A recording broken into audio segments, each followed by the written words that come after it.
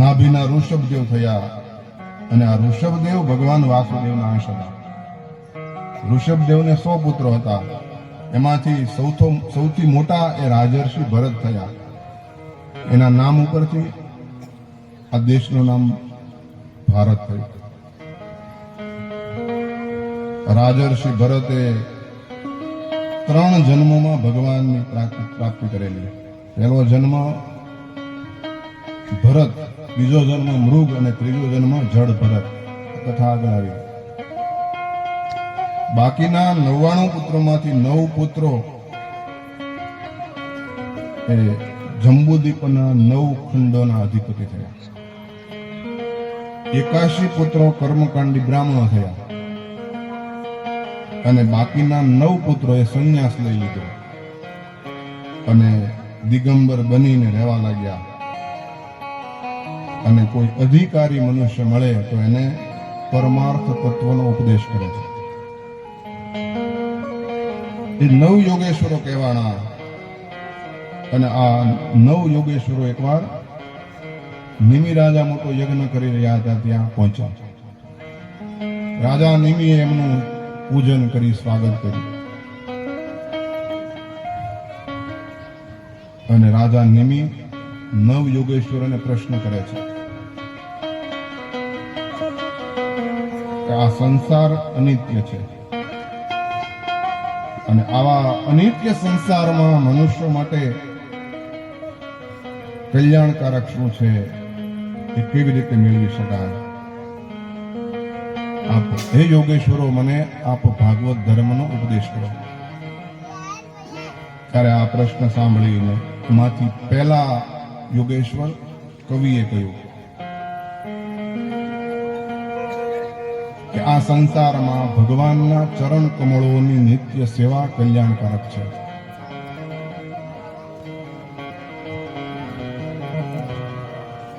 અને ભગવાને પોતાના મુખથી ઉદ્ધવજીને જે ધર્મનો ઉપદેશ કર્યો છે એને ભાગવત ધર્મ કહેવાય. અને આ ભાગવત ધર્મનું આલંબન કરવાથી મનુષ્ય ભગવાનને પામે છે. કાયેન વાચા મનસેન્દ્રિયર્વા બુદ્ધ્યાત્મના વા પ્રકૃતિ સ્વભાવાત કરોમિ યદ્ય સકલમ પરસ્મે નારાયણાયતિ સમર્પયામિ. શરીરથી, વાણીથી, મનથી, ઇન્દ્રિયોથી, બુદ્ધિથી, આત્માથી, અહંકારથી, સ્વભાવવશ મનુષ્ય જે કાંઈ કર્મ કરે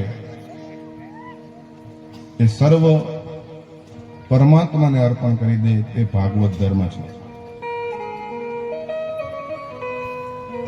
આપણે જે કાંઈ કર્મ કરીએ, ભગવાનને અર્પણ કરીએ તો એ કર્મ આપણા માટે બંધનરૂપ રહેતા નથી. પણ ભગવાનને સત્કર્મ જ અર્પણ કરાય, પુણ્ય જ અર્પણ કરાય. પછી આપણે પાપ કરીએ અને એમ કહીએ કે આ બધું તમને અર્પણ, તો કઈ લેતા નથી. પાપ તો આપણે જ ભોગવવું પડે.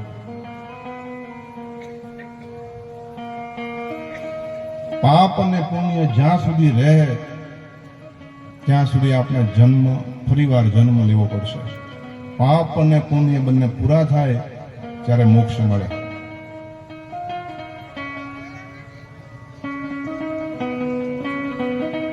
અને પાપ કરવાના બંધ કરીએ અને પુણ્ય કર્મ ભગવાનને અર્પણ કરી દઈએ એટલે આપણું જમા ઉધારનું ખાતું એ શૂન્ય થઈ જાય, બેલેન્સ નીલ થઈ જાય. એટલે આપણો મોક્ષ થાય.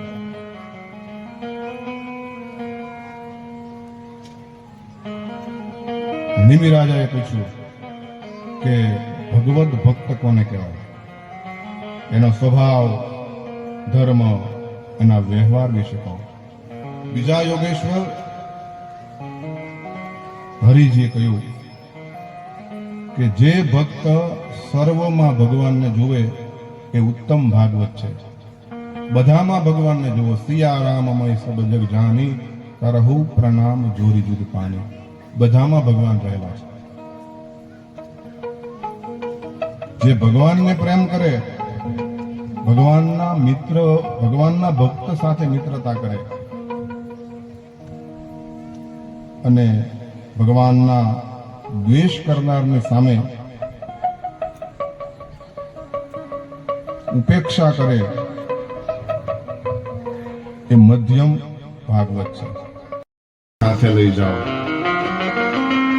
ઉઠતા બેસતા સૂતા જાગતા અમે આપની પાસે જ રહ્યા છીએ. આપની સાથે રમ્યા, સાથે નાયા, સાથે ભોજન કર્યું, અને હું આપને કેવી રીતે છોડી શકું? આપનો વિરહ કેમ સહન કરી શકીશ? મને સાથે લઈ જાઓ. ભગવાન કહે, એ ઉદ્ધવ, તમે મને બહુ પ્રિય છો. ઉદ્ધવના માથે હાથ મૂક્યો. હે ઉદ્ધવ, આ જગતમાં બધા એકલા જ આવ્યા અને એકલા જ જવાનું છે. કોઈ કોઈની સાથે જતું નથી. તમે જે ધારો છો એ જ કરવા હું માંગુ છું. પૃથ્વી પરનો મારો અવતાર કાર્ય પૂર્ણ થયું છે, અને આ યદુવંશ જે બ્રાહ્મણોના શાપથી ભસ્મ થઈ ચૂક્યો છે, એ અંદરો અંદર ઝઘડા કરશે, યુદ્ધ કરશે, અને આ યદુવંશ અંદરો નાશ પામશે. આજથી 7મે દિવસે સમુદ્ર દ્વારકાને ડૂબાડી દેશે, અને હું જે ક્ષણે આ પૃથ્વીનો ત્યાગ કરીશ એ જ ક્ષણથી પૃથ્વીના સર્વ મંગલ નષ્ટ થઈ જશે. કળયુગનો પ્રારંભ થશે, અને હું પૃથ્વીનો ત્યાગ કરું પછી તમે અહીં રહેશો નહીં. બંધુ બાંધવો સાથેનો સંબંધ તોડી મારામાં પ્રેમપૂર્વક મન લગાડી અને પૃથ્વી ઉપર સ્વચ્છંદ વિચરણ કરજો. તમે એવો નિશ્ચય કરો કે હવે મારે કોઈનો પતિ થવું નથી, કોઈની પત્ની થવું નથી, મારે કોઈના ગર્ભમાં જન્મ લેવો નથી.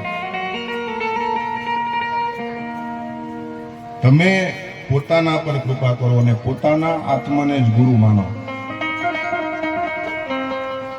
દરેકનો આત્મા એ પોતાનો ગુરુ છે. પ્રથમ ગુરુ એ પોતાનો આત્મા છે. અંતરાત્માનું કહેવું માનો, અને આખા જગતને પોતાનામાં સમાયેલું છે એવો અનુભવ કરો. આત્મા અને બ્રહ્મ એ એક છે, અભિન્ન છે. ભગવાન કહે છે કે મેં અનેક પ્રકારના પ્રાણીઓને ઉત્પન્ન કર્યા, પણ એમાં મને સૌથી પ્રિય મનુષ્ય શરીર છે. કારણ કે મનુષ્ય શરીરથી જ જીવ પરમાત્માનો સાક્ષાત્કાર કરી શકે છે. ઉદ્ધવજી કહે છે કે હે પ્રભુ, મને હવે તત્વજ્ઞાનનો, આત્મતત્વનો ઉપદેશ કરો. ભગવાન કહે છે કે આવો જ પ્રશ્ન પૂર્વકાળના વિશે યદુ રાજાએ દત્તાત્રેયજીને કર્યો હતો. અને એકવાર યદુ રાજાએ ત્રિકાળદર્શી અવધૂત બ્રાહ્મણને ફરતા જોયા. યદુ રાજાએ એમને પૂછ્યું, તમારી પાસે કાંઈ નથી, તમે કંઈ કર્મ કરતા નથી, તમે છતાં હંમેશા આનંદમાં રહો છો, તમે શાંતિથી આનંદમાં બેઠા છો. દત્તાત્રેયજી કહે છે કે હે રાજન, આનંદ કે બહાર નથી, અંદર જ છે. આનંદ વિષયોમાં નથી, આનંદ અંદર છે.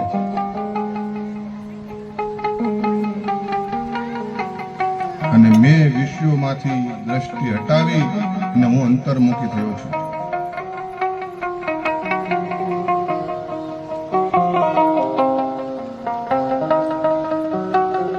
ભગવાનનો ભક્ત હોય એ હંમેશા એને ભગવાન પર ભરોસો હોય છે.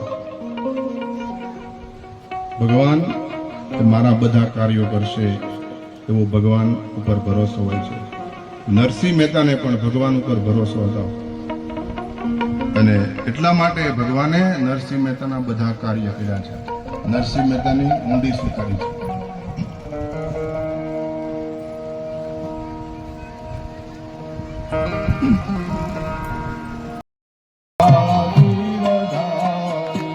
મારી મુંડી શામળિયા હાથ રે શામળા ગિરિધારી કજ તમારો આધાર રે શામળા ગિરધારી. મારે તમારો આધાર રે શામળા ગિરિધાર રાણાજીએ રઢ કરી વળી મીરા કેરે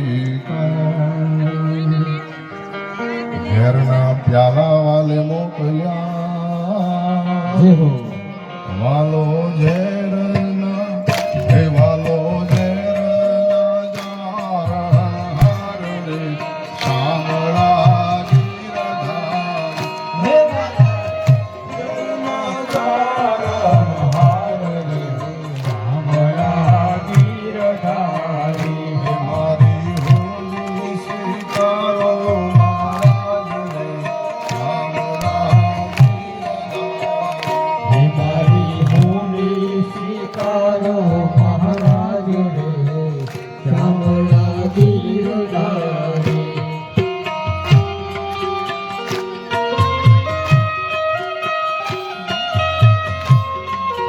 શ્રી રાધે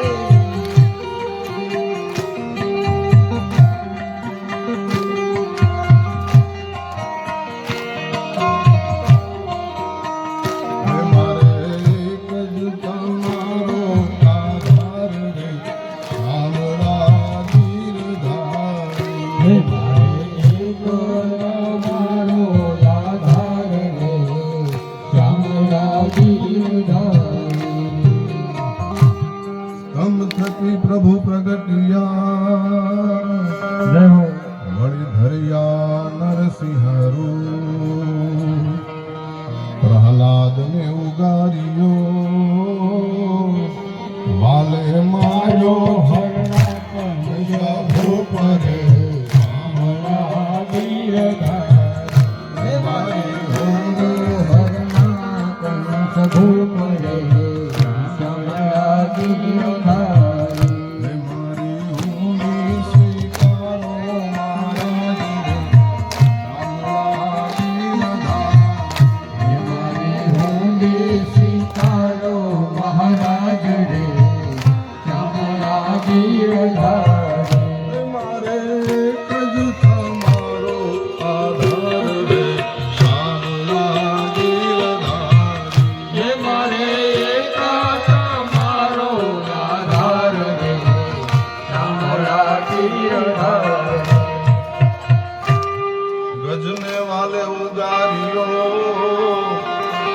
વળી સુદામાની ભાંગી ભો સાચી રેડાના મારા વાલમાં અમે ભક્તોને આશા ઘણા સુખ રે શામળા ગિરધાર હે તમે ભક્તોને આશા ઘણા સુખ રે શામળા ગિરધારી મારી હોલી સ્વીકારો મહારાજ રે શામળા ગિરધાર હે મારી હોલી સ્વીકારો મહારાજ રે શામળા ગિરધારી મારે એક જ તમારો આધાર રે શામળા ગિરધાર હે મારે એક તમારો આધાર રે શામળા ગિરધારી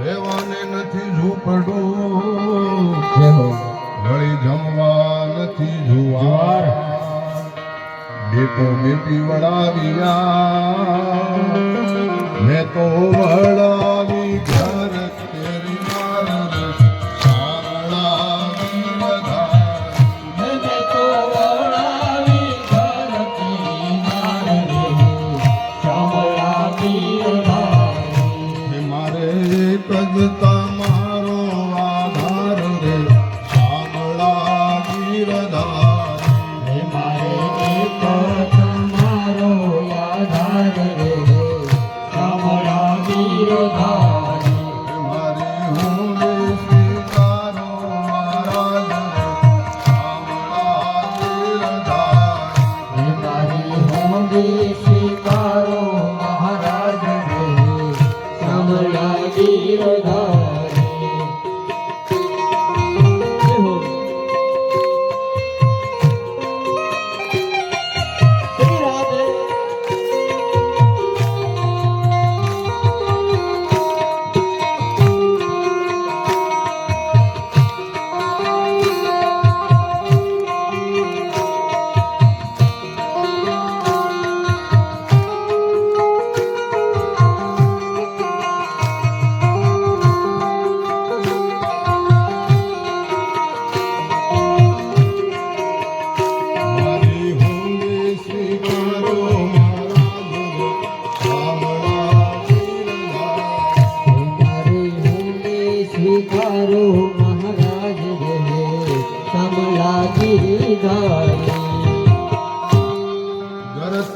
તારું ગોપી ચંદન વળી તુલસી હેમ નો જય હો સાચું નાનું મારો સાંભળો હે મારે દોલત માં જાજ પખવા જરે સાંભળા ગીરધાર હે મારે દોલત મારે ભગવાન રે શ્યામળા ગિરધારી મારે હોને સ્વીકારો મહારાજ રે સાંભળા ગીરધાર હે મારે હુંડી સ્વીકારો મહારાજ રે શ્યામળા ગિરધારી હે મારે એક જ તમારો આધાર રે સાંભળા ગીરધાર હે મારે એક તમારો આધાર રે શ્યામળા ગિરધારી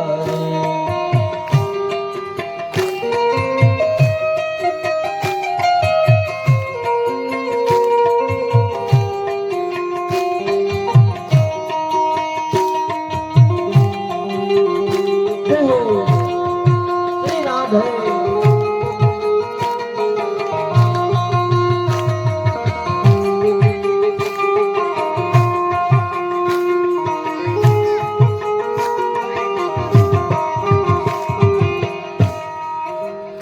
નથી બ્રાહ્મણ નથી વાણીઓ નથી તારણ નથી ભાન જય હો ભોગ કરે છે ઠેકડી નથી શામળ શાસ્ત્ર એવું નામ રે શામળા ગીરધાર હે નથી શ્યામળ શાસ્ત્રી નામ રે શ્યામળા ગિરધારી મારે હોને સ્વીકારો મહારાજ શામળા ગીરધાર હે મારી હુંડી સ્વીકારો મહારાજ રે શ્યામળા ગિરધારી